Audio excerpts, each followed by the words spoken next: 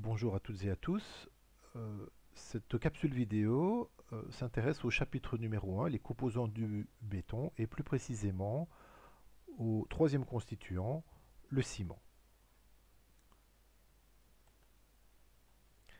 Alors, nous savons que les bétons modernes sont constitués en fait de 6 constituants. Nous avons les granulats, avec les graviers et le sable, qui constituent ce que l'on appelle le squelette. On a envisagé ces deux granulats dans des capsules précédentes. Et puis nous avons le ciment et l'eau qui vont, une fois mélangés, constituer une espèce de colle qui vont précisément agglomérer les granulats, le gravier et le sable. Alors il y a d'autres composants qui sont arrivés un peu plus tard dans l'histoire de la fabrication des ciments. Il a fallu attendre des évolutions technologiques dans le domaine de la chimie, dans le domaine de l'électronique également. Ce sont les adjuvants qui sont des constituants liquides qui vont améliorer les performances du béton à l'état liquide, donc pour son placement, pour sa mise en œuvre, et des éléments additifs, des éléments additionnels aussi appelés additifs, qui sont en fait des poudres qui vont, elles, améliorer les performances du béton à l'état solide. Donc ces trois points, ces trois constituants, l'eau, les adjuvants et les éléments additionnels, seront envisagés dans des capsules qui vont suivre.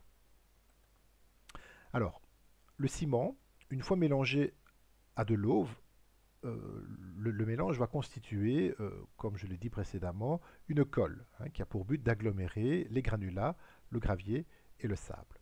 Lorsque l'on mélange du ciment avec de l'eau, des réactions chimiques se produisent. Il s'agit en fait de réactions d'hydratation qui s'accompagnent d'une prise. La consistance du mélange passe de l'état liquide à l'état mastic et puis s'adurcit pour obtenir une pierre artificielle complètement dure.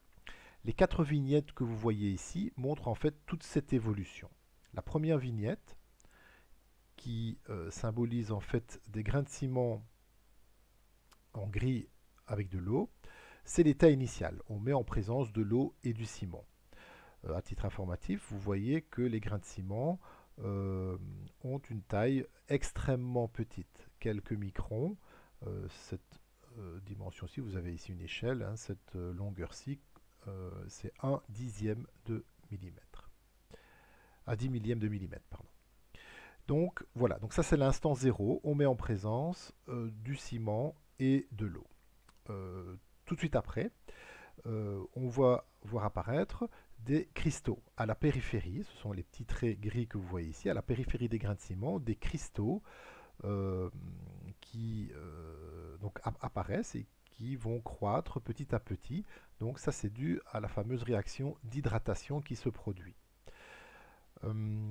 Après 1 heure et demie, ça dépend de la finesse des grains de ciment, eh bien, les cristaux générés à la périphérie d'un grain de ciment vont rejoindre les cristaux générés à la périphérie des grains de ciment voisins. Dans la deuxième vignette, nous avions un mélange liquide, alors que dans la troisième, donc après 1 heure et demie, 2 heures, nous avons un mélange qui a une consistance mastique. À partir de cet instant, le béton ne peut plus être mis en œuvre.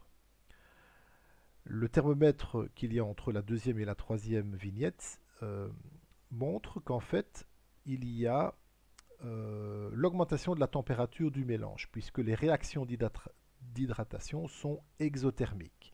Ce thermomètre montre également que si le mélange, on élevait la température du mélange, les réactions d'hydratation se produiraient plus rapidement. On pourrait le faire par exemple en mélangeant du ciment avec de l'eau tiède plutôt qu'avec de l'eau froide. Voilà, donc la troisième vignette, nous sommes dans une phase après 2 heures et demie, 3 heures, et cette croissance des cristaux va augmenter avec le temps. Et après quelques jours, eh bien, on obtient un durcissement. Et ce durcissement, on va imaginer qu'il va durer pendant 4 semaines, exactement 28 jours, puisque c'est après 28 jours que le béton est considéré comme adulte, du moins ayant atteint ses performances mécaniques nominales. Le principe de fabrication du ciment est le suivant. Les deux constituants de base sont le calcaire et de l'argile. Du calcaire à hauteur de 80% et de l'argile à hauteur de 20%. Par exemple, à la cimenterie d'Aubourg, le calcaire provient en fait de carrières de craie. Donc il s'agit en fait de carbonate de calcium. L'argile, quant à elle, c'est une roche avec laquelle on fabrique nos briques en céramique, hein, les briques rouges par exemple. Tout le processus est expliqué brièvement ici. Donc le calcaire et l'argile est introduit en fait dans le four de la cimenterie, qui est un four rotatif plus ou moins long en fonction de l'humidité des constituants principaux. Il fera entre 80 et 200 mètres de longueur. Et ces constituants vont être amenés à une température de 1450 degrés. En sortie du four, nous allons avoir ce que l'on appelle le clinker. Voici du clinker, qui sont en fait des petits cailloux très légers, à l'image d'une lave volcanique, mais ici c'est artificiel. Et vous avez ici une échelle qui vous permet de voir la taille de ces grains. Alors, comme on le verra dans le transparent qui va suivre, soit le clinker, donc c'est ce qui sort de la cimenterie, va être ensuite broyé très finement seul ou accompagné d'addition. Effectivement, on peut utiliser le clinker seul pour obtenir des ciments extrêmement performants, pour réaliser par exemple des bétons de structure, pour réaliser des planchers, des colonnes, tout ce qui est structurel qui a besoin de résister dans un bâtiment. Ou éventuellement, on peut lui ajouter des additions pour le rendre un peu moins riche en constituant principal le clinker, avec du laitier, des cendres volantes du calcaire, tout simplement pour obtenir des ciments un peu moins performants. On a besoin par exemple de ciments un peu moins performants pour réaliser des bétons de fondation. Alors ces additions sont au nombre de 3. On peut par exemple rajouter au clinker du laitier. Alors le laitier, c'est en quelque sorte un déchet de l'industrie de l'acier. Lorsqu'on fabrique de l'acier, le minerai de fer est placé dans un haut fourneau, on élève le tout à haute température, et le fer, accompagné de carbone très lourd, va être évacué par le bas, tandis que va surnager euh, les déchets qui, une fois refroidis, vont donner ce qu'on appelle du laitier qui a grosso modo l'apparence d'un sable gris. Donc pour l'industrie de l'acier, c'est un déchet, mais c'est un constituant essentiel pour la fabrication de certains ciments. Également, comme addition, on peut rajouter au clinker des cendres volantes, qui elles sont un déchet des centrales thermiques classiques qui produisent de l'électricité. C'est celles qui tournent encore au charbon. Donc lors de la combustion des charbons, on obtient des cendres. Eh bien, c'est un déchet pour les centrales électriques thermiques. C'est un matériau important pour la fabrication de certains ciments. Et enfin, on peut rajouter dans certains ciments également du calcaire sous forme de poudre très fine. Donc le calcaire, ça provient, donc c'est une roche naturelle qui provient de carrières. Les carrières exploitent la roche pour en faire des blocs et ensuite, par exemple, du carrelage ou pour en faire des éléments qui seront travaillés par des artisans pour faire des ornements dans le bâtiment. Les chutes, on les broie pour faire du gravier, pour en faire du sable, et la fine poudre, ce calcaire, est racheté, qui est un déchet en fait pour les carrières, est racheté par les cimentiers pour participer à la fabrication de certains ciments. Donc voilà, au total, pour fabriquer des ciments, on pourrait utiliser 4 constituants, au moins un, celui qui est dessiné ici en orange, c'est le clinker, et on pourrait rajouter d'autres constituants, en jaune le laitier, en violet les cendres volantes et en rose le calcaire. Tous ces constituants vont ensuite être broyés ensemble et en fonction justement du mélange et des différents constituants, les cimentiers belges vont pouvoir fabriquer 10 types de ciments chimiquement différents. En fonction du broyage, de la finesse des grains, il y a 3 niveaux de broyage, eh bien, il y a 3 classes de résistance qui pourront être atteintes. Plus de détails seront donnés dans le chapitre 2, puisque le chapitre 2 sera complètement dédié au ciment. A noter que le clinker est appelé clinker Portland, étant donné que l'inventeur du ciment moderne est un Anglais du nom de Joseph Absdin, qui a déposé un brevet en précisant que son invention serait du ciment Portland, donc du clinker Portland.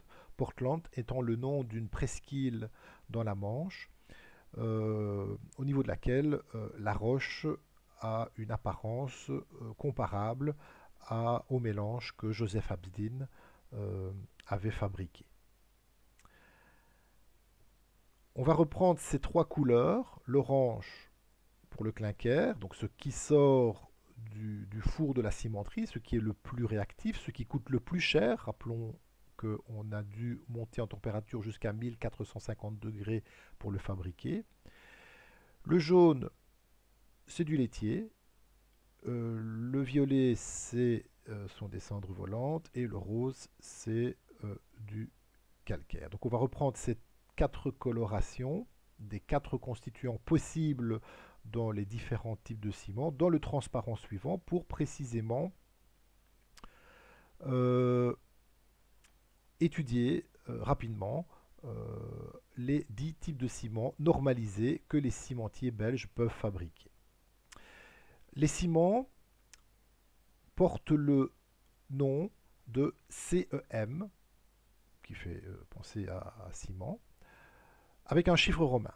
Il y a du CEM1, CEM2, CEM3 et CEM5. Il n'y a pas de CEM4 qui est fabriqué en Belgique. La norme belge sur les ciments provient en fait d'une norme européenne. Et dans la norme européenne, il est possible de fabriquer du CEM4, mais cela ne se fait uniquement qu'en Italie, puisque pour fabriquer du CEM4, il faut ce qu'on appelle de la puzzolane. Et de la puzzolane, c'est en fait un sable naturel qui provient du broyage d'une roche volcanique issue du Vésuve. Alors, le CEM1, comme on le voit, ne contient que du clinker Portland. Donc c'est ce qui sort du four de la cimenterie. Et du clinker, il y en a dans tous les ciments, bien évidemment. Sans clinker, on ne sait pas fabriquer de ciment.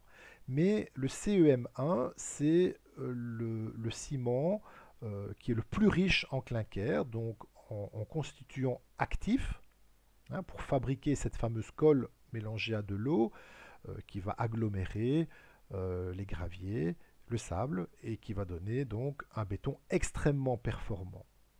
Le CEM1, c'est le béton le plus cher, puisqu'il contient que du clinker, et il est destiné à fabriquer plutôt de manière industrielle, donc par les centrales à béton, des bétons de structure. Donc ce sont des bétons très résistants pour des structures de bâtiments telles que des dalles, des colonnes, des escaliers, etc. Alors passons tout de suite au CEM3 qui est aussi plutôt un ciment industriel qui est moins riche, comme vous le voyez, en clinker, puisqu'on lui a rajouté entre guillemets un déchet issu de l'industrie de l'acier, du laitier.